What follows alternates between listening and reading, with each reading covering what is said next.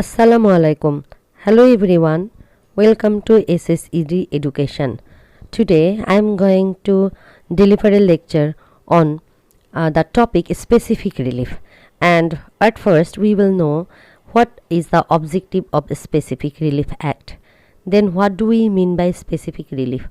How the specific relief is granted? When the right of specific performance arises? Part performance of contract, where court may direct for specific performance of part of contract. Specific performance of contract. Contracts which are not enforceable specifically, for whom contracts may be specifically enforced, and also for whom contracts cannot be specifically enforced. So these all points we will discuss in this part 1. So let us start with objective of the Specific Relief Act. At first I want to share you from where I would collect these all data, and I prepared this lecture basically the Specific Relief Act 1877, and it is based on the following sources, particularly that is if you need more information, then I am indebted to the site of nasirlawsite.com and for an extraordinary notes, because maximum of these points are taken from there, and then the Specific Relief Act, then the following another two sites. And first we will know the objectives of Specific Relief Act. The Specific Relief Act 1877, it's a law that provides the specific remedies to specific liabilities and to specific situations, such as specific performance of a contract, recovery of property or possession, declaration of the title or office, injunction, eviction, etc. Specific Relief Act 1877 falls within the domain of equity in civil courts. This act is a remedy where both parties have to fulfill their performance under a contract. Specific relief talks about equity. It's derived from the Latin word equitas, which means fairness. This term of equity means fairness and justice for both parties of a contract under law. Specific relief is a judicial remedy where all the laws and remedies fall under Civil Procedure Code. অবজেক্টিভসের শুরুতেই বলা হচ্ছে যে specific আসলে relief act বলতে আমরা বুঝবো এমন একটি আইন যে আইনের মাধ্যম দিয়ে স্পেসিফিক রিমেডিস দেওয়া হয়, অর্থাৎ সুনির্ধারিত প্রতিকার। তার মানে আইনে যে নির্ধারণ করা প্রতিকার রয়েছে সেটি দেওয়া হয়, তার বাইরে দেওয়া হয় না। যেমন বলা হয় যে কন্ট্রাক্টের বাস্তবায়ন, অর্থাৎ specific performance of the contract, তার মানে কন্ট্রাক্টে যা বলা আছে তাই সম্পন্ন করা। Recovery of property or possession, declaration of the title or office and injunction, eviction etcetera. Then বলা হচ্ছে স্পেসিফিক রিলিফ অ্যাক্ট 1877, এটা আসলে ইকুইটি প্রিন্সিপালের আন্ডারে সিভিল কোর্টের অধীনে ন্যস্ত। সো এই অ্যাক্টের ক্ষেত্রে রিমেডি কিন্তু একটাই, তারা কন্ট্রাক্ট অনুযায়ী যে কাজ করবার কথা স্পেসিফিক্যালি সেটাই করবে। এটাই বলতেছে যে আসলে এটা ইকুইটি, অর্থাৎ ইকুইটাস, দ্যাট ইজ ফেয়ারনেস। কন্ট্রাক্টে তুমি যা করতে চেয়েছো তাই করবে, আমি যা করতে চেয়েছি তাই করব, এটাই হচ্ছে specific performance. Specific relief act নাম দেখেই তো তোমরা বুঝতে পারছো সুনির্ধারিত প্রতিকার আইন, তার মানে যেই রিমেডিটা একেবারে স্পেসিফিক করা আছে, আইনে দেওয়া আছে বা কন্ট্রাক্টে দেওয়া আছে, সেই প্রতিকার বা সেই কাজই করতে হবে। ইকুইটি মানে আমরা জানি যে ফেয়ারনেস এবং জাস্টিস, এবং এখানে বোথ পার্টির জন্যই বলা হচ্ছে যে যারা কন্ট্রাক্টের পার্টি তারা এই ফেয়ারনেস অনুযায়ী কাজ করবে। স্পেসিফিক রিলিফ কিন্তু একটা জুডিশিয়াল রিমেডি, এবং বলা হচ্ছে where all the laws and remedies fall under the civil procedure code, and then which provides remedies for person whose civil or contractual rights have been violated. Specific relief আসলে কাদের ক্ষেত্রে দেওয়া হয়, তো বলা হচ্ছে সেই সকল পার্সনদের ক্ষেত্রে দেওয়া হয় যাদের সিভিল এবং কন্ট্রাকচুয়াল রাইটসগুলো ভায়োলেটেড হয়। This legal statutes main aim is that, এখন আমি যেটা পড়ছি এটা হচ্ছে এই আইনের প্রিয়াম্বল, যে এই আইনের মেন এইম কী ছিল No person shall live with the damage and losses, and those who have caused such a situation must be in a position to restore all unlawful benefits received by them. This act focuses on providing justice to all and not in equitable favoring a single party. সুতরাং এই আইনের main এইমই হচ্ছে কোনো ব্যক্তি কোনো ক্ষতি বা লস ক্যারি করবে না, এবং বলা হচ্ছে যে যত unlawful benefit restore all unlawful benefits received by them. তো বলা হচ্ছে যে this act focuses on providing justice to all and not inequitably favouring a single party, মানে সবার জন্যই কিন্তু জাস্টিস নিশ্চিত করবে, এমন না যে ইনইকুইটেবলভাবে বা ওয়ান পক্ষকে ফেভার করবে, তা নয়।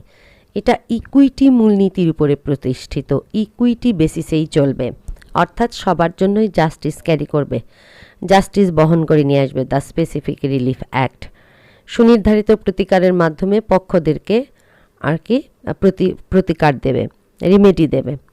দেন what is a specific relief? আসলে আমরা স্পেসিফিক রিলিফ বলতে কি বুঝি? It's a positive remedy, it's aims fulfillment of an obligation and obtaining of the thing for which a person is entitled under a contract and of which he has been deprived. In another words, its compliance of a contract is specifically which has been refused to comply with. A person who is in possession cannot be ejected by the later trespasser on the base that prior possessor or trespasser has no title. Court upheld the possession of prior trespasser. In case of immovable property, case against the disposition must be brought within 6 months to court after dispositions. So specific relief বলতে আমরা কি বুঝি? তো বলা হচ্ছে যে এটা একটি পজিটিভ রেমেডি, এর মেন এইমই হচ্ছে কোনো একটি অব্লিগেশন ফুলফিল করা এবং obtaining of the thing for which a person is entitle. কোনো একটি অধিকার যদি কোনো ব্যক্তি পাওয়ার আর মানে অধিকারী হয় বা দাবি রাখার অধিকার হয়, তার যদি রাইট থাকে, এন্টাইটেল করবার মানে অর্জন করবার অধিকার থাকে, সেই ক্ষেত্রে বলা হচ্ছে সেটা যদি কন্ট্রাক্টের মাধ্যমে হয়, সেখান থেকে যদি তাকে বঞ্চিত করা হয়, এবং অন্যথায় আমরা বলতে পারি যে স্পেসিফিক্যালি কন্ট্রাক্টের মাধ্যমে তার যেটা পাওয়ার কথা ছিল যদি সেটা তাকে দেওয়া না হয়, তাহলে কি হবে?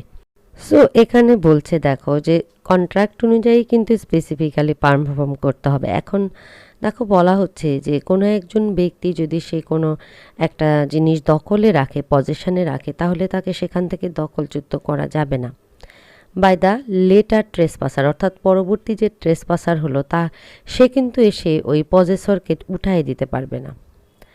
On the base that prior possessors or trespasser has not title, মানে পরবর্তী ট্রেসপাসার বলতে পারবে না যে পূর্ববর্তী যে এটি দখল করে নি সে দখলবাজ দখল করে আছে, তার কোনো টাইটেল নাই, এটা সে বলতে পারবে না।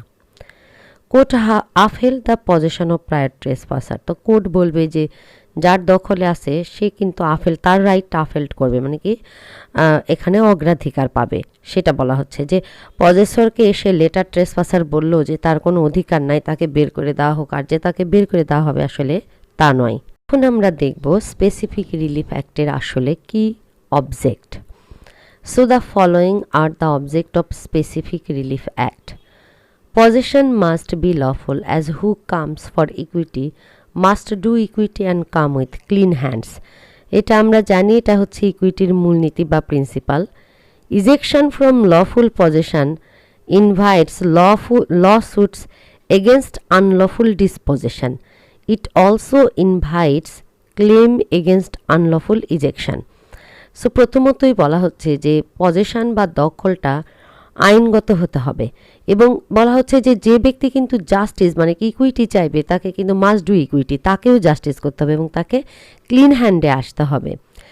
লফুল পজেশন থেকে যদি কেউ কাউকে বঞ্চিত করে, মানে ইজেকশন অর্থাৎ উঠায় দেয়, তো বলা হচ্ছে ইট ইনভাইটস লসুট এগেনস্ট আনলফুল ডিসপোজেশন, অর্থাৎ যে ব্যক্তি আনলফুলি ডিসপোজেস করলো তার বিরুদ্ধে কিন্তু আবার লসুট আনা যাবে, কেস ফাইল করা যাবে।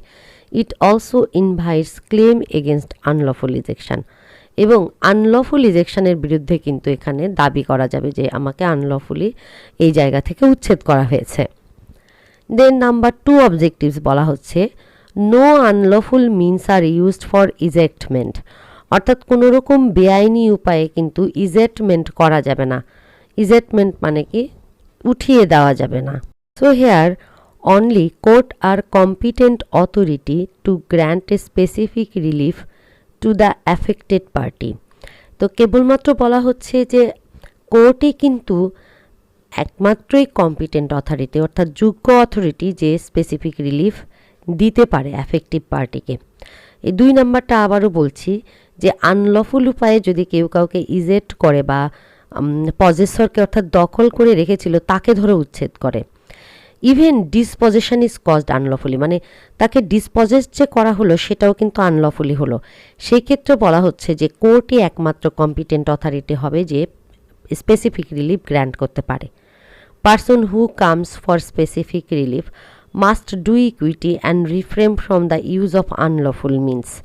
তো আমরা ইকুইটির ক্ষেত্রে জানি যে যদি কোনো ব্যক্তি ইকুইটি ক্লেম করে তাকেও কিন্তু ইকুইটি মানতে হবে। তো সেটাই বলছে যে যদি স্পেসিফিক রিলিফ কেউ চাইতে আসে তাহলে কিন্তু তাকে সব রকম আনলফুল উপায় অবলম্বন করা থেকে বিরত থাকতে হবে।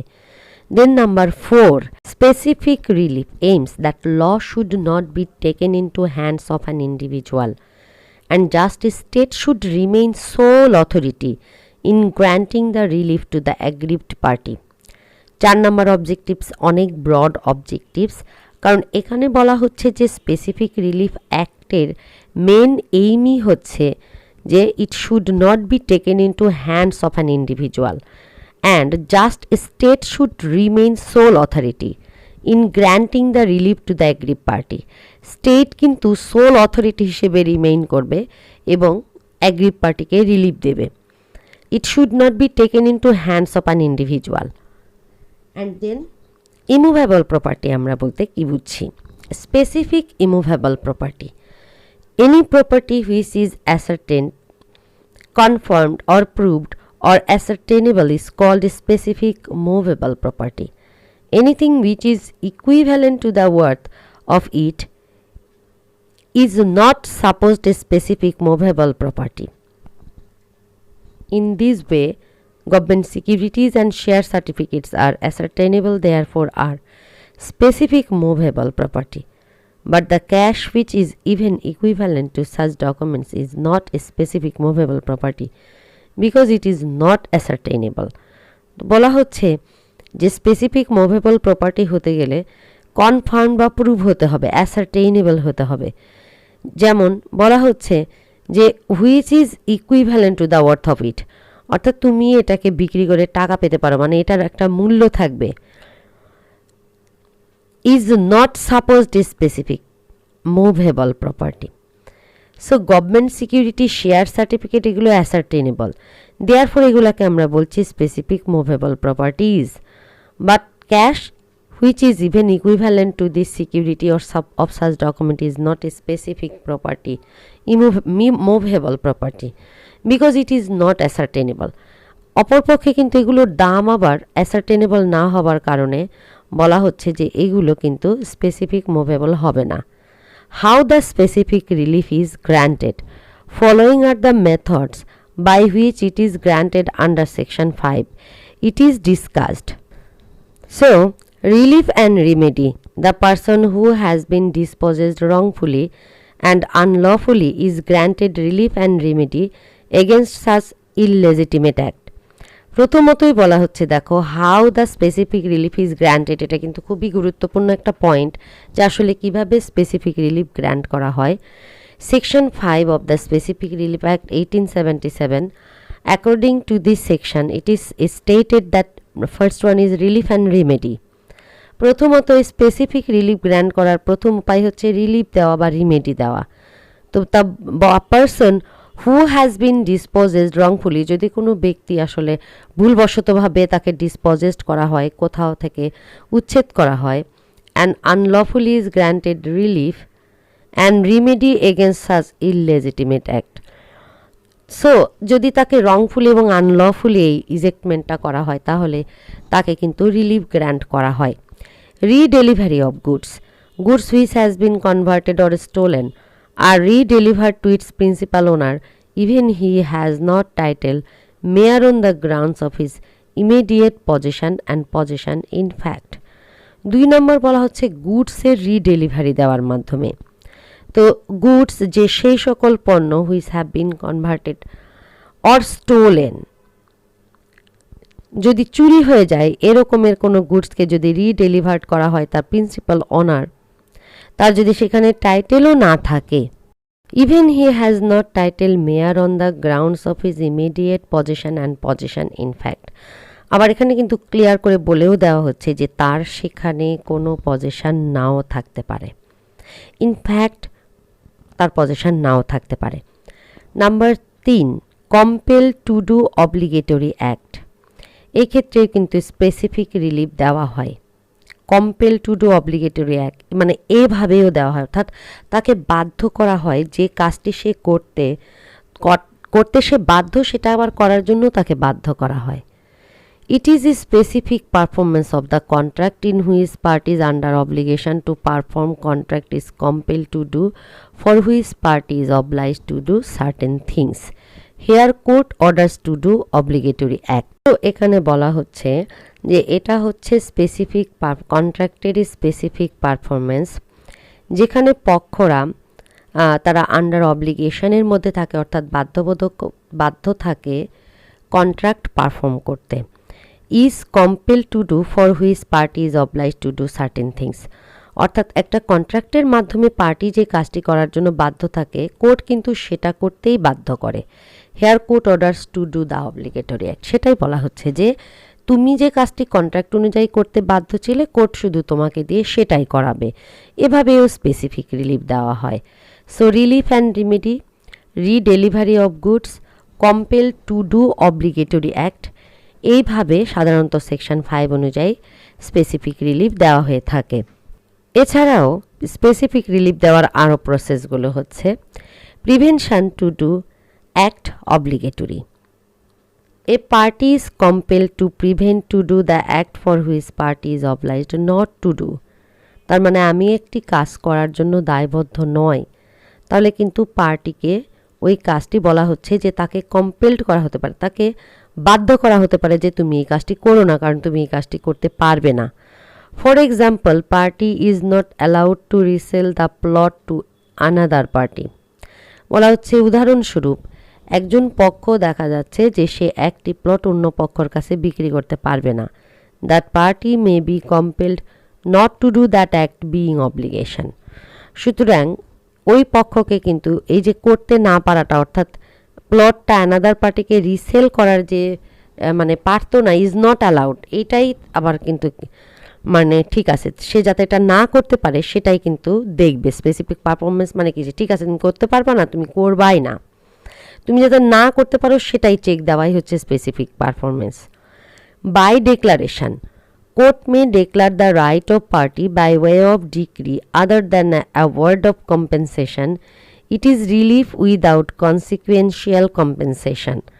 সো বাই ডেক্লারেশনের ক্ষেত্রে বলা হচ্ছে যে কোর্ট আসলে ঘোষণা করতে পারে, ডিক্লেয়ার করতে পারে the right of party by way of decree other than award of compensation. It's relief without consequential compensation.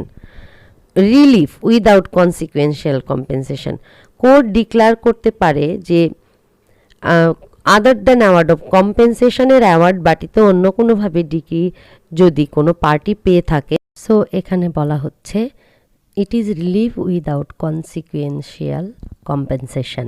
তার মানে হচ্ছে যে এখানে কিন্তু কোনো রকম কোনো কম্পেনসেশন অ্যাওয়ার্ড দেওয়া হবে না, এখানে জাস্ট একটা ডিগ্রি অ্যাওয়ার্ডিং হবে, অর্থাৎ ডিগ্রি ঘোষণা করা হবে, ডিক্লারেশন হবে decree, but not the declaration of the compensation. And then last 6, by appointing receiver.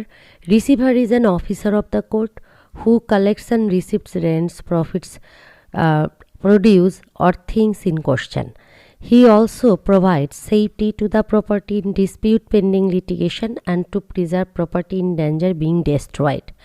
তো এখানে বলা হচ্ছে যে রিসিভার হচ্ছে কোর্ট কর্তৃক নিয়োগপ্রাপ্ত একজন অফিসার, তিনি বিভিন্ন ধরনের রেন্ট প্রফিট রিসিভ করে থাকেন এবং তিনি সাধারণত যখন প্রপার্টি মামলা চলাকালীন সময়ে প্রপার্টিটাকে রক্ষা করেন, প্রপার্টিটাকে ধ্বংস হতে দেন না। A has dispossessed or ejected B from his house, বলা হচ্ছে দেখো যে এ কে ডিসপোজেসড করেছে, A has dispossessed, ejected B from his house, A বিকে তার হাউস থেকে বের করে দিয়েছে বা উচ্ছেদ করেছে। B may be owner, lessee or bailee, B কিন্তু বাড়ির ওনার হতে পারে, লিজি হতে পারে, বেইলি হতে পারে।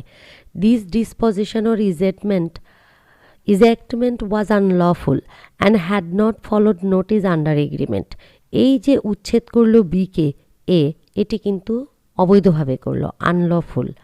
This disposition of possessi may invite legal proceedings for re-entry or re-delivery under specific performance।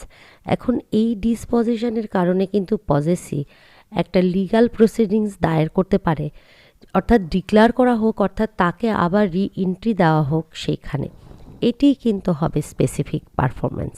Then when the right of a specific performance arises, কখন আসলে স্পেসিফিক পারফরমেন্সের অধিকারটি জন্মায়। So under section 8, 9 and 10 it arises when right is infringed. A right is violated by breach of contract, trespass and unlawful dispossession. A was tenant in house of B for 1 year. B dispossessed A before completion of the tenancy period without serving notice required under agreement or after expiry of period but with unlawful means. A may brings lawsuit against B for re-entry or re-delivery. Only notice and or lawful means may give right to B for re-entry or disposition. তো এখানে খুব সুন্দর করে বলা হচ্ছে যে তখনই আসলে স্পেসিফিক পারফরমেন্সের অধিকার জন্মায় যখন কোনো অধিকার ভঙ্গ হয়। এই ক্ষেত্রে দেখো বলা হচ্ছে A right is violated by breach of contract. এখন একটা অধিকার কিন্তু ভায়োলেট হয় ব্রিচ অফ কন্ট্রাক্টের কারণে বা ট্রেসপাস করার কারণে, অথবা যদি কাউকে আমরা আনলফুলি ডিসপজেস করি তাহলে।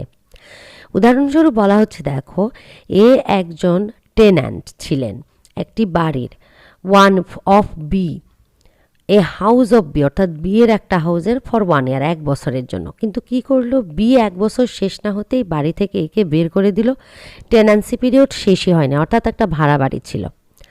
নোটিশও তাকে দেয়নি, এগ্রিমেন্ট অনুযায়ী কিন্তু নোটিশ দেওয়ার কথা ছিল পিরিয়ডের আগে যদি সে তাকে উচ্ছেদ করতে চায়। সো এখানে বলা হচ্ছে A may bring lawsuit against B for reentry or redelivery. এখন এখানে বলা হচ্ছে এ একজন seller agrees to sell B purchaser property of RS 5 lakh taka, B pays RS 1 lakh taka as an advance and agrees to pay balance amount of 4 lakh taka till February 28, 2001. B pays the balance amount on due date but A refuses to deliver the property. Following conditions may be applied to A.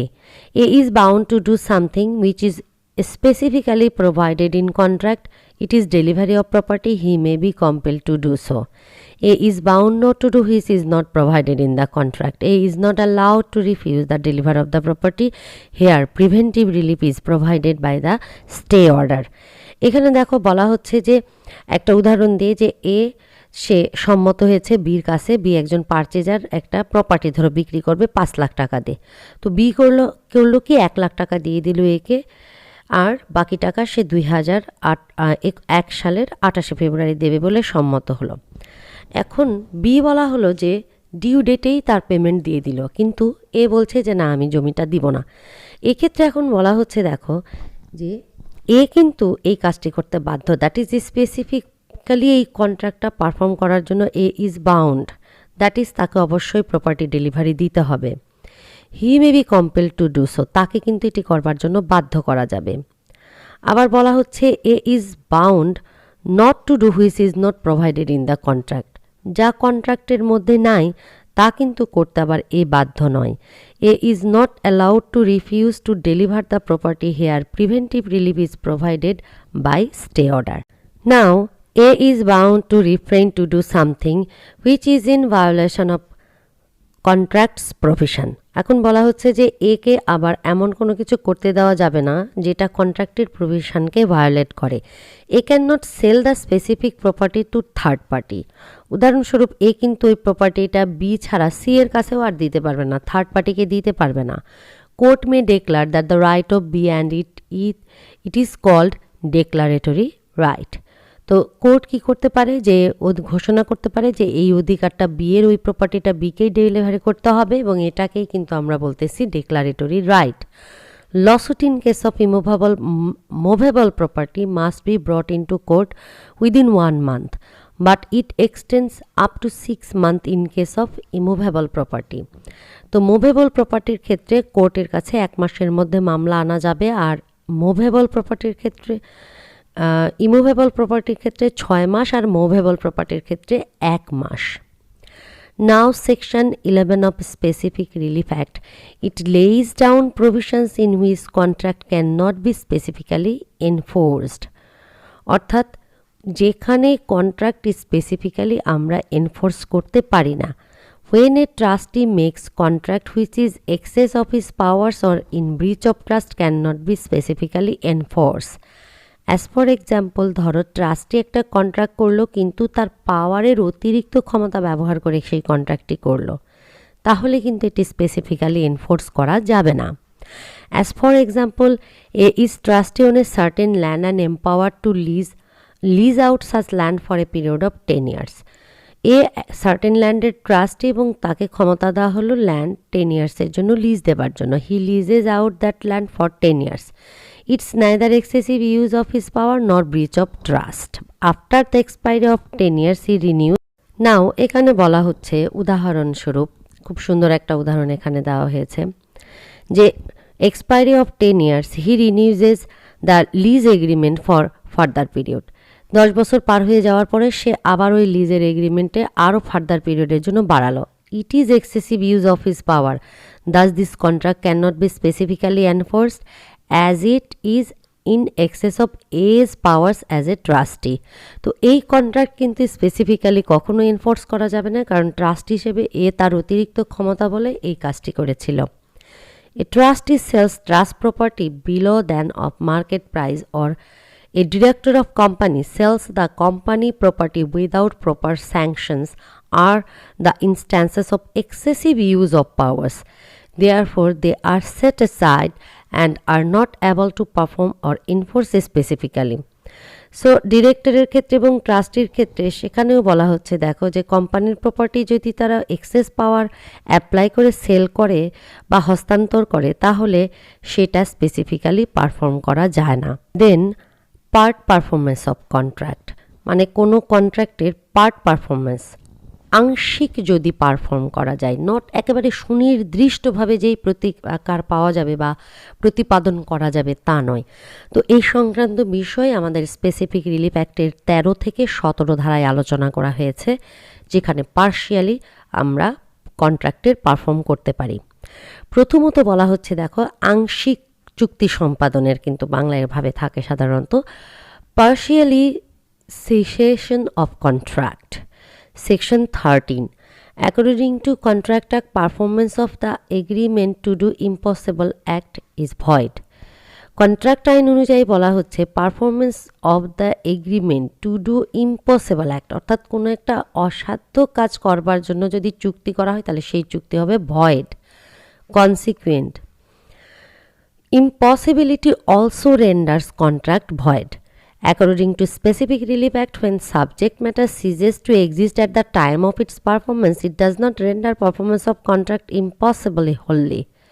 Inevitable accident is no reason to show inability to perform contract. So Specific Relief Act অনুযায়ী বলা হচ্ছে যে যখন subject matter সিজ করে ফেলা হবে, এই যখন আমরা পারফর্ম করব ঠিক সেই সময়, তখন বলা হচ্ছে যে আসলে এটা ইম্পসিবল হয়ে যায় হলে, এবং inevitable accident is no reason to show inability to perform contract. Contract perform inability, যে আমি পারফর্ম করতে পারছি না, ইনঅ্যাবিটেবল অ্যাক্সিডেন্ট কিন্তু কোনো রিজন নয়। আর a contract to sell a house to be for lakh taka, the day after the contract is made the house is destroyed by cyclone, B may be compelled to perform his part of the contract by paying the purchase money. খুব সুন্দর একটা উদাহরণ যে এ একটা বাড়ি sell করবার জন্য contract করলো বি এর সাথে 1 লাখ টাকা দিয়ে, কিন্তু কন্ট্রাক্ট করার পরের দিনই বাড়িটা সাইক্লোনে ভেঙে গেল। এখন বলা হচ্ছে যে বি কি করতে পারে, compelled, B may be compelled, B compelled করতে পারে যে কন্ট্রাক্টটি পার্টলি পারফর্ম করা হোক এবং যে মানিটা পারচেজ মানি পে করা হয়েছে সেটা রিব্যাক করা হোক। Then part performance of contract where impossibility is a small contract is made to perform and not to keep it unperformed. Non-performance of a small portion of contract puts in payment of compensation where compensation is admitted in money. There may be a contract, a small portion of that may remain unperformed due to certain reasons. In this case, where party remains unable to perform contract wholly, an unperformed part is small and admits compensation in money, court may direct defaulter for the performance of contract and awards compensation in money for the portion unperformed. As for example, A contracts with B for sale of 100 acres land. Later on it reveals that A is only the owner of 95 acres of the rest land, and the rest of the 5 acres are related to C, who doesn't agree to convey his 5 acres. In a suit, court may direct A for the conveys of 95 acres to B along with compensation in money for the rest 5 acres. Here a small portion means unsubstantial or immaterial or non-essential part of the contract. তো এটি আমি section 14-এ যেটা বলা হয়েছে যে sometimes এমন কোনো একটি কাজ করবার জন্য কন্ট্রাক্টটি করা হলো, এত স্মল পোর্শনের কাজ যেটা করা সম্ভব হবে না মনে করা হচ্ছে, তার জন্য কম্পেনসেশন পে করতে পারে এবং ডিরেক্টলি কম্পেনসেশন পের মাধ্যমে ওই স্মল পোর্শনটার কাজ করে নিয়ে আর বাকি পোর্শনটা যদি এমন হয় যে না পারফর্ম যেটা রয়েছে সেই আনপারফর্ম পার্টটা স্মল, বাট যেটুকু পারফর্ম করা যাবে সেই পারফর্মিং পার্টটা অনেক বেশি হায়েস্ট, তখন বলা হচ্ছে যে স্মল পোর্শনের জন্য অ্যাডমিট করতে পারে compensation in money.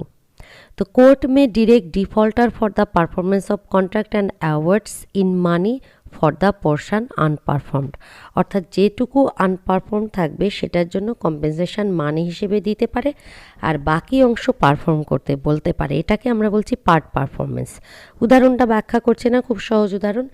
100 acre property বিক্রি করতে চাই, 95 একরের মালিকানি আমি আর 5 একরের ধরা আর একজন, তাহলে আমাকে কি করতে হবে, 5 একরের জন্য কম্পেনসেশন পে করতে হবে আর 95 একর সেল করতে হবে, কারণ এটাই তো কন্ট্রাক্ট করেছিলাম।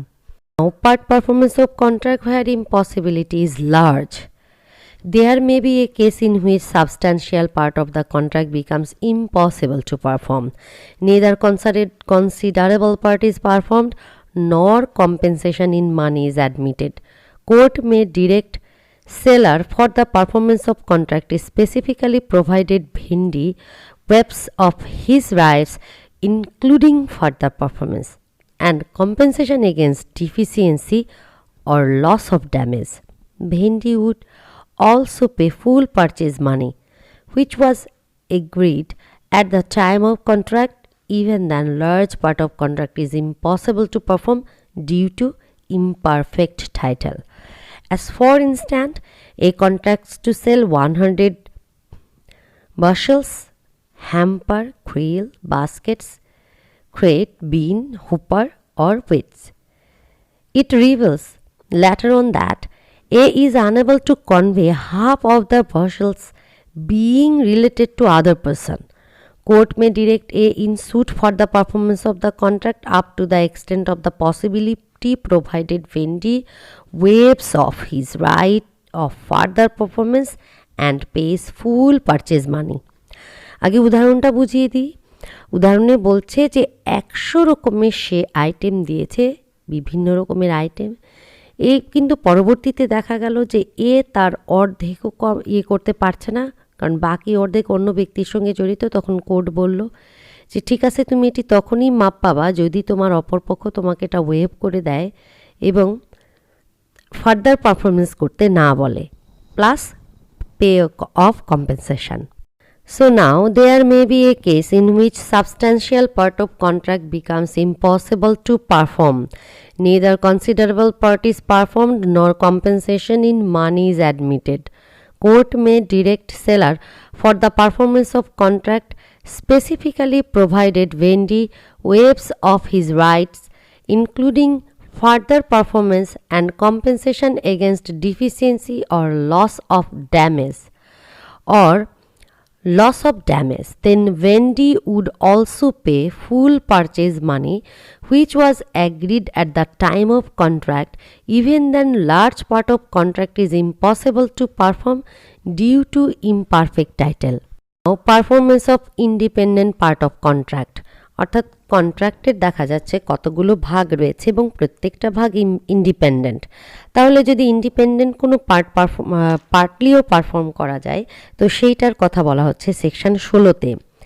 There may be case where contract consists of several independent parts, some of which are able to perform and the rest are impossible to perform. Independent part of parts which are possible to perform may be enforced specifically। এবং দেখো খুব সুন্দর করে বলছে যে কন্ট্রাক্টের ওই স্বাধীন ওই পার্টগুলো কিন্তু যেহেতু এটা পসিবল পারফর্ম করার, এটা কিন্তু স্পেসিফিক্যালি পারফর্ম করা উচিত। Court may direct dependent for the performance of independent part of contract performance of that is possible. এবং কোর্টও এটা ডিরেক্ট করবে যে ইন্ডিপেন্ডেন্ট পার্ট যেটা করা সম্ভব সেটুকু সম্পাদন করা হোক। For this purpose, contract must be separable without interference of the court. However, courts are not competent to separate the parts of the contract. তবে এই জন্য যেটা হবার প্রয়োজন যে কন্ট্রাক্টে কিন্তু পার্টগুলো সেপারেট থাকবার প্রয়োজন, কারণ কোর্ট কিন্তু কোনো কন্ট্রাক্টের ইনসেপারেবল পার্টকে আবার সেপারেট করতে পারবে না। Specific performance on part of the contract, section 17। There may be 3 conditions where part performance of contract may be enforced specifically. 3টি কন্ডিশনে একটা কন্ট্রাক্টের আংশিক সম্পাদন এনফোর্স করা যায়, মেবি কিন্তু এনফোর্স স্পেসিফিক্যালি সুনির্ধারিতভাবে এনফোর্স করা যায়। That 3 cases can be summed up where unperformed part of the contract is small and unsubstantial, where unperformed part of the contract is large or substantial, where performance of independent part of the contract is possible. So in these 3 cases, the part performance of the contract is possible. Then where court may direct for a specific performance of the part of the contract. কখন court direct করতে পারে part of কন্ট্রাক্টের specific perform করবার জন্য? Only these are 3 cases where court may direct for specific performance of the part of the contract. Rights of vendee, purchaser against vendor, seller with imperfect title. Section 18. Following are the rights of vendee against vendor having imperfect titles. And these are performance of contract where vendor or leaser subsequently sells the property or the further leases of the property, vendee may compel him for the performance of the contract already made with vendee. তো বলা হচ্ছে vendor যদি subsequently কোনো property sell করে বা অন্য কাউকে lease দেয় তাহলে লিজই কম্পেল করতে পারে পারফর্ম করবার জন্য। Procure of concurrence, where the acknowledgement of the other person is necessary to validate the title and they are bound to convey at the request of vendor, vendee may compel the vendor for procure of such concurrence. Redemption and conveyance, where property is mortgaged for an amount less than purchase money and only vendor has the right of its redemption, vendee may compel to vendor to redeem it and convey to vendee. Property যদি mortgage করা হয় এবং purchase মানি থেকে যদি less হয় তখন বলা হচ্ছে যে ভেন্ডরের সেটা অধিকার থাকে কি করার, রিডিমশন করার, প্রত্যাহার করার। তো ভেন্ডরকে কম্পেল করতে পারে ওটা প্রত্যাহার করবার জন্য। To receive back deposit, vendee may compel to vendor for the return of the deposit when vendor is defeated in a suit of a specific performance on the ground having imperfect title. Deposit includes the cost of suit. Vendee may also demand interest on deposit incurred on suit, and then lien on property. Vendee may also establish lien on the property of vendor which was agreed to sell or let.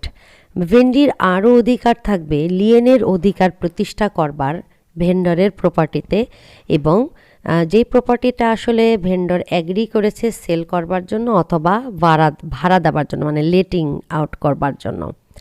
To receive back deposit, ডেপোজিটের টাকাটা পুনরায় back পাওয়ার receive করার অধিকার রয়েছে কার? ভেন্ডির। কিন্তু deposit receive back করবার কখন? ভেন্ডরকে compel করতে পারে যখন vendor is defeated. when vendor is defeated in a suit of a specific performance on the grounds having imperfect title. So now these are the rights. এখানে আমি একটু ক্লিয়ার করি। Title যেটা দেখাচ্ছে where court may direct for a specific performance of the part of the contract, আসলে ভেতরে কিন্তু এই টাইটেলের অংশটা নাই। ভেতরে আমরা 18 নম্বর সেকশন অনুযায়ী দেখতেছি রাইটস অফ দ্য ভেন্ডি বর্ণনা করা হয়েছে। আগের সেকশন অর্থাৎ সেকশন 17তে উল্লেখ করা হয়েছে কোন 3টা গ্রাউন্ডে কোর্ট আসলে স্পেসিফিক পারফরমেন্সের পার্টলি পারফরমেন্সের অর্ডার করতে পারে। That's all. Next, specific performance of the contract. কোন কোন চুক্তির ক্ষেত্রে কোর্ট স্পেসিফিক পারফরমেন্সের কথা বলতে পারে? Following are the cases under section 12 in which the court can order specific performance of the contract. Number 1, where a part of the contract cannot be specifically performed but its non-performance admits of compensation and the part left unperformed is of small value, the court will allow specific performance of so much of the contract as can be performed and will allow compensation for the rest. In brief, where obligation in performance of the trust arises. For example, contract by a beneficiary of a trust to sell his right in trust. প্রথমতই বলা হচ্ছে যদি এমন হয় যে একটি contract specifically perform করবার অধিকার দেবে না যদি non performance admits of compensation, non performance আসলে কম্পেনসেশন দিয়েই পূরণ করা যায়, এবং যেটুকু পার্ট লেফট থাকবে আনপারফর্মড হিসেবে সেটি এত স্মল হবে যে ওটা সাবস্ট্যান্সের সঙ্গে যাবেই না। তো সেটাই বলতেছে যে সেটা যদি সাবস্ট্যান্সের সঙ্গে না যায়, অধিকতর বিষয় যদি কম্পেনসেশন দিয়ে যদি বাকিটা পূরণ করা যায়, in that case. Number 2, where damages are not evaluated, where party is unable to perform the whole of his part of contract and the part so left is unperformed. For example, A agrees to sell B a painting of a deceased painter and B agrees to buy it. Later on B refuses to buy it. A may compel B specifically to perform his contract because there is no standard for the evaluation of the actual damage caused by the refusal of B by its non-performance. তো বলা হচ্ছে যে when the damage are not evaluated, তার মানে ক্ষতির পরিমাণ যদি নির্ধারণ করা না যায়, যেমন একজন মৃত ব্যক্তির পেন্টিং কিনতে চেয়ে পরবর্তীতে আর পেন্টিং কিনতে চাইলো না, ইন দ্যাট কেস এখানে যে বলা হচ্ছে যে আরেকজন মৃত ব্যক্তির পেইন্টিংটা না কেনা অনেক বড় ক্ষতি এবং এই ক্ষতির মেজারমেন্ট আসলে করা যায় না। Court can not do the measure of the damage. In that case বলা হচ্ছে যে কন্ট্রাক্ট স্পেসিফিক্যালি পারফর্ম করতে হবে, এটা অন্য কোনোভাবে ক্ষতিপূরণ দিয়ে পূরণ করা যাবে না। Then where there compensation is money is insufficient or inadequate, অর্থাৎ যে টাকা কম্পেনসেশন হিসেবে দেওয়া হচ্ছে সেই টাকাটাই দেখা যাচ্ছে ইনঅ্যাডিকুয়েট বা insufficient. There are the contracts in which scarce item is agreed to deliver or perform but later on refused. তো বলছে যে একটা চুক্তি করা হলো, সেখানে এমন কিছু আইটেম চুক্তিতে যেগুলো সহজে পাওয়া যায় না সেগুলো ডেলিভার করবার জন্য চুক্তি করা হলো। উদাহরণস্বরূপ, A agrees to sell B shares of a company which are limited in number and not always to be had in the market and their possession carries with it the status of the shareholder, which cannot be otherwise be procured. Later on, A refuses to perform the contract and here B can compel A to do so. In another example, A agrees to sell B certain parcel of land only available in certain area. Later on, A refuses to perform the contract. B can compel A to sell it specifically because its relief may be inadequate. এখানে উদাহরণস্বরূপ বলা হচ্ছে যে এ একটি কোম্পানির share B এর কাছে বিক্রি করতে চায় এবং সেটা লিমিটেড একটি কোম্পানি এবং এই কোম্পানির শেয়ার সচরাচর মার্কেটে আসে না এবং শেয়ার হোল্ডাররা বিশেষ অধিকার পেয়ে থাকে।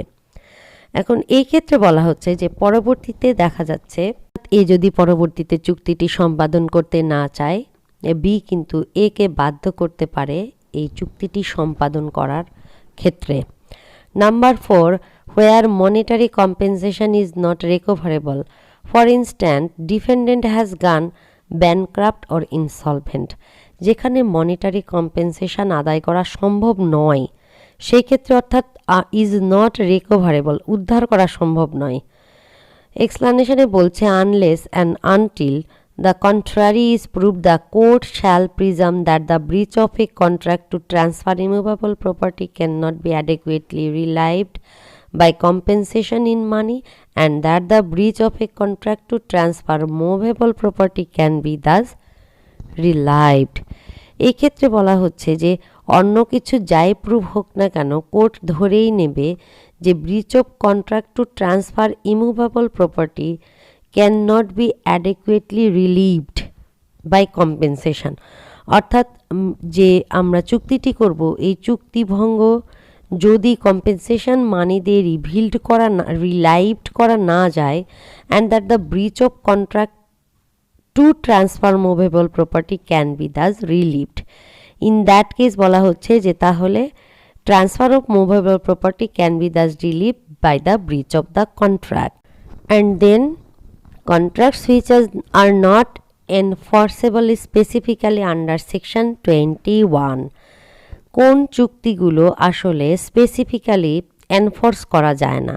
where adequate relief is admitted, contract to pay a sum of money in instruments, contract non-performance of which admits an adequate relief in money cannot be specifically enforced, contract in which agreement is made to lend money is not specifically enforceable.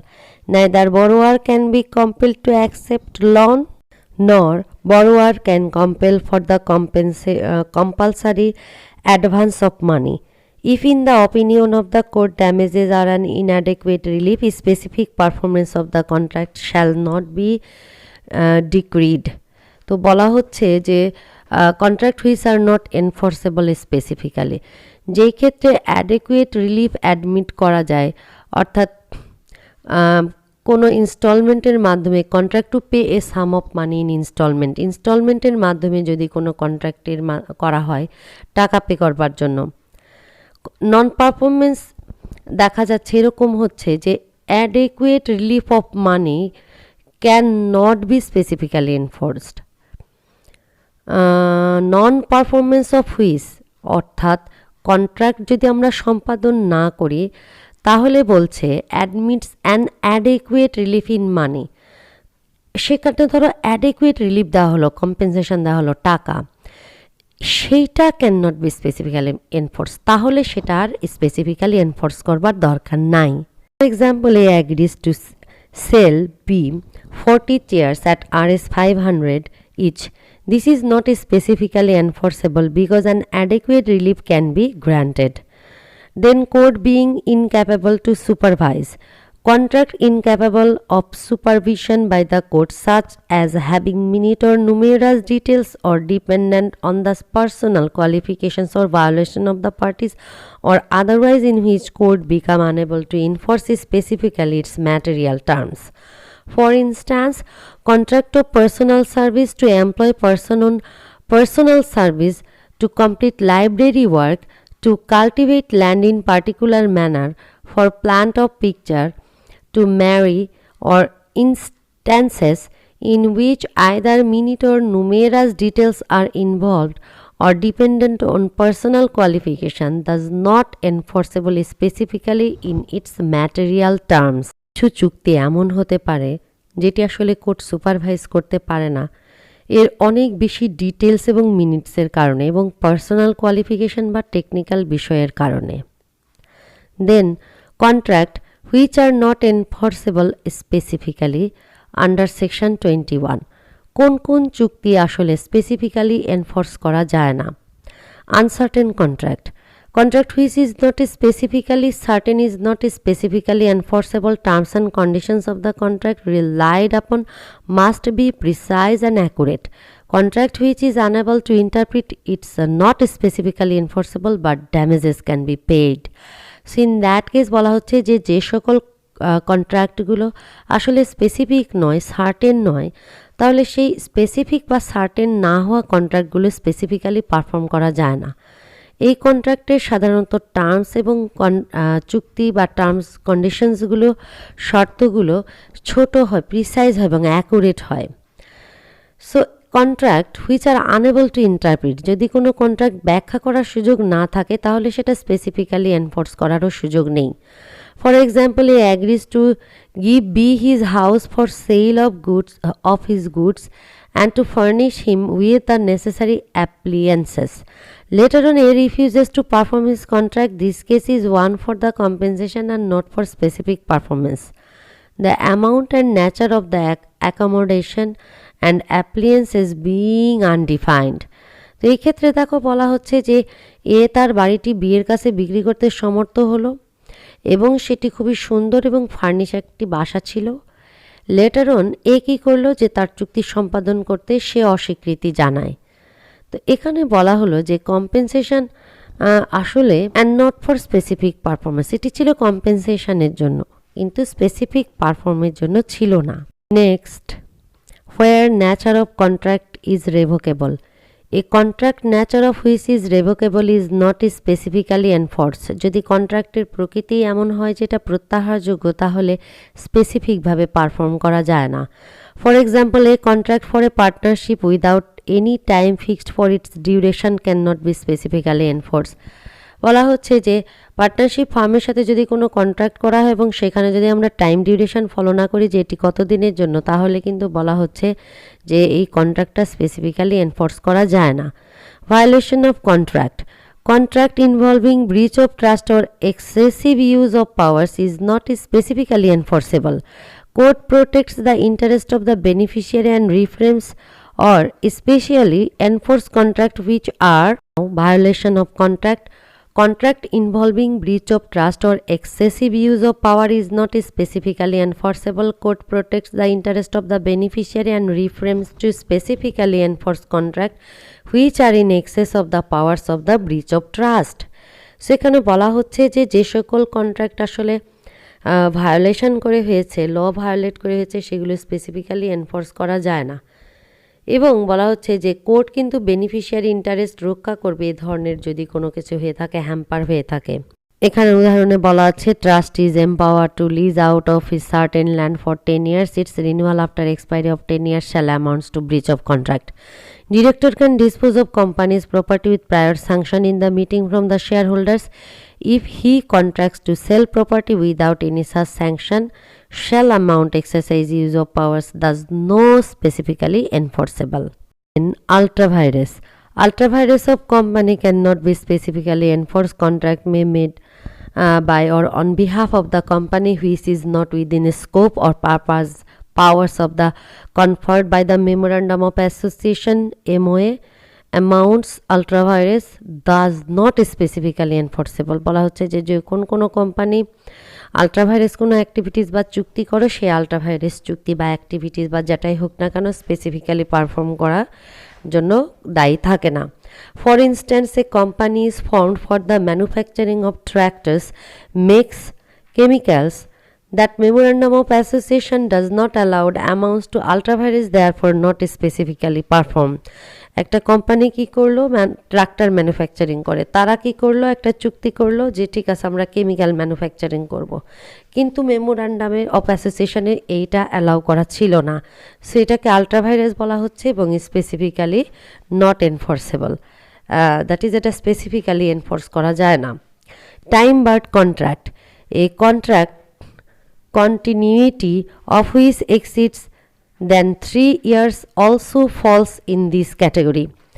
A contract continuity of which exceeds বলছে কন্ট্রাক্টের continuity যেখানে বিদ্যমান থাকবে দেন 3 years মানে 3 বছরের বেশি, সেক্ষেত্রে বলা হচ্ছে এই ক্যাটাগরির মধ্যে পড়বে। As for example continuous duty of legal adviser or medical adviser for a period of the 15 years falls under section 221. And then non-existing subject matter, where subject matter is non-existence at the time of making the contract and both parties are under mistake of fact is not specifically enforceable. যেখানে বলা হচ্ছে যে আসলে subject ম্যাটারটাই non existence থাকবে contract তৈরি করবার সময়, subject matter নাই নন এক্সিস্টেন্স, সেক্ষেত্রে এটা স্পেসিফিক্যালি কীভাবে পারফর্ম করা সম্ভব হবে। For example, A agrees to sell B a horse and it turns out later that at the date of the contract a horse had been died. Contract cannot be specifically enforced. একটা horse বিক্রি করবার জন্য চুক্তি করা হলো, কিন্তু দেখা গেল যে চুক্তির বেশ আগেই হর্সটি মারা গেছে, তো এইখানে কিন্তু কন্ট্রাক্টটি স্পেসিফিক্যালি পারফর্ম করা যাবে না, non existence of the subject matter. Now another topic, for whom contracts may be specifically enforced. কাদের প্রতি আসলে কন্ট্রাক্টটি স্পেসিফিক্যালি এনফোর্স করা যায়? Specific performance of contract may be obtained by competent person, such as any party to the contract, interested party, representative in interest, or the principal of any party to contract can file suit for specific performance. They shall seize their right to sue in case where learning skill, solvency, and any personal quality of such party is a material ingredient in contract, where contract provides against assignment, but he shall be entitled to specific performance in case of his part of contract and has already been performed. Entitled person for family settlement, any person beneficially entitled under the contract of settlement on marriage or a compromise of doubtful right between members of same family. Remainder man is entitled to specific performance where tenant for life enters into contract in due exercise of his power. Reminder man বলা হচ্ছে যে specific performance করবার ক্ষেত্রে এরাও entitled, যেখানে tenant for life, কোনো tenant সারা জীবনের জন্য কোনো চুক্তিতে উপনীত হন এবং তার ক্ষমতা ডিউভাবে তিনি পালন করে থাকেন। Now reversioner or in possession, reversioner is in possession where agreement is a covenant entered into with his predecessor in title and reversionary is entitled to the benefit of such covenant. Reversionary in possession হচ্ছে উত্তরাধিকারীরা যদি possession পায়, where agreement যদি এমন হয় যে না এটা একটা covenant, দুইটা প্রিডিসিসরের মধ্যে চুক্তি হয়েছিল এবং টাইটেলগুলো এখন উত্তরাধিকারীরা পেয়েছে, তখন বলা হচ্ছে contract may be specifically enforce, সেই ক্ষেত্রে কিন্তু কন্ট্রাক্ট এনফোর্স করা যায়। Reversionary in remainder, reversionary in remainder where the agreement is such a covenant and the reversionary is entitled to the benefit thereof and will sustain material injury by reason of its breach. Reversionary in রিমাইন্ডারের ক্ষেত্রে বলা হচ্ছে যে উত্তরাধিকারীরা reminder হতে পারে। Agreement যদি এমন ধরনের কোনো কভেন্যান্ট বা চুক্তি হয়, রিভার্সনার যদি কোনো বেনিফিট সেখান থেকে পাওয়ার অধিকার রাখে তাহলে, এবং সেখানে যদি কোনো ম্যাটেরিয়াল ইনজুরি হয়ে থাকে এই ব্রিচের কারণে, তাহলে রিভার্সনার অর্থাৎ উত্তরাধিকারীরা একটা কম্পেনসেশন সেখানে পাবে। New company which arises out of amalgamation, অর্থাৎ দুই বা ততোধিক কোম্পানি যদি একত্র করে কোনো একটা কোম্পানির জন্মগ্রহণ করে, when a public company has entered into a contract and subsequently becomes amalgamated with another public company, একটি পাবলিক কোম্পানি কোনো একটি চুক্তি করে পরবর্তীতে সে অ্যামালগামেট হয়ে গেল আর একটা পাবলিক কোম্পানির সাথে, তখন বলা হচ্ছে যে একটা কিন্তু নিউ কোম্পানি হয়ে যাবে এবং সেই ক্ষেত্রেও নিউ কোম্পানি হলেও যদি আদি কোম্পানির অস্তিত্ব আছে তাই কন্ট্রাক্ট কিন্তু স্পেসিফিক্যালি পারফর্ম করতে বলা যাবে। Promoter, where promoter has made contracts before incorporation of company and company has not ratified his contract। তো বলা হচ্ছে যে যখন কোম্পানির প্রমোটার আসলে কোনো কোম্পানি ইনকর্পোরেট করতে চাইবেন বা কোম্পানিকে ইনকর্পোরেট করতে চাইবেন, ইন দ্যাট কেস প্রমোটাররা যে কন্ট্রাক্টটা ইনিশিয়েট করে বলা হচ্ছে company has not ratified his contract, company কিন্তু সেটি রাটিফাই করে না, সুতরাং স্পেসিফিক্যালি এনফোর্স করা যায়। For whom contract can not be specifically enforced, কার এগেনস্টে কন্ট্রাক্টে সুনির্ধারিত সম্পাদন সম্ভব নয়। Defective character, where character of person is defective by way of fraud, negligence, voidable contract and he remains unable to recover compensation due to his own fault। Defective ক্যারেক্টারের যদি কোনো ব্যক্তি হয়, অর্থাৎ বলা হচ্ছে যে প্রতারণা বা অবহেলা বা ভয়েডেবল কোনো কন্ট্রাক্টের মাধ্যমে যদি তার চরিত্র নির্ধারিত হয় বা সে আত্মপ্রকাশ করে, তো বলা হচ্ছে যে he remains unable to recover compensation due to his own fault, তার নিজের ফল্টের কারণেও যদি সে কোনো কম্পেনসেশন না পেয়ে থাকে তাহলে বলা হচ্ছে contract can not be specifically perform. তার মানে তুমি ঘুমিয়ে থাকলে কন্ট্রাক্ট যেমনি তোমার প্রতি পারফর্ম হবে তা নয়। A act as agent of B in sale proceed of a house, but in reality he does not act an agent of B but on his own account. This contract cannot be specifically performed in favor of A because his defective contract has deprived him from legal remedy। Incapable person, who become incapable like mentally or physically conditioned or bankrupt or insolvent or by violation of any essential clause or contract party or wholly by way of fraud or contravention of the contract or variance or subversion of contract। For instance, A contracts B to sell a house and to become as a tenant for 10 years at a specified annual rent from the date of sale. Later on, A becomes insolvent and becomes unable to pay rent.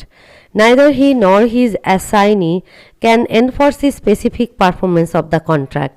In another example, A leases out land to B for cultivation, but B commits waste and treats the land in an husband-like manner।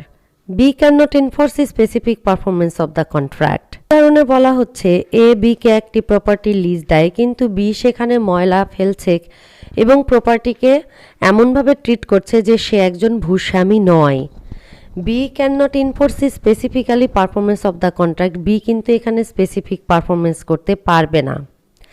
And then where remedy is admitted, one who has chosen remedy against the breach of contract cannot enforce contract specifically since he has already obtained satisfaction, therefore he cannot enforce a specific performance of contract। Remedy যদি গ্রহণ করা হয়, where remedy is admitted, তো যদি এমন হয় যে কোনো ব্রিচ অফ কন্ট্রাক্টের এগেনস্টে সে রিমেডি পছন্দ করে ফেলেছে, তখন কিন্তু আর স্পেসিফিক পারফর্ম করা যাবে না। For example, A agrees to sell B certain books on certain date, A fails to perform the contract, B sues A and obtains compensation for the breach, B cannot obtain a specific performance of the contract। A B এর সাথে চুক্তি করলো কিছু বই delivery করবে, কিন্তু এ সেই বই ডেলিভারি করতে পারলো না, বি মামলা করলো এবং এর কাছ থেকে কিছু কম্পেনসেশন পেল। এখন বলা যাচ্ছে যে এ কিন্তু বলতে পারবে না স্পেসিফিক পারফরমেন্স হোক। where party knows fact, one who already had notice of the right of the third party in a contract, where contract of sale is made by the purchaser was aware the fact about the right of the third party, then he cannot enforce the contract specifically। এখানে বলা হচ্ছে যে যেখানে party ঘটনাটি জানে, কোন ঘটনা, অর্থাৎ থার্ড পার্টি ইন্টারেস্ট যে কন্ট্রাক্টে আছে এবং পক্ষ সেটা জানে, তাহলে কিন্তু সেটা স্পেসিফিক পারফরমেন্স করার কথা বলতে পারবে না under section 24। So that's all for today. If you have any question, comments in the comment section below. Meet you soon inshallah. Allah Hafiz.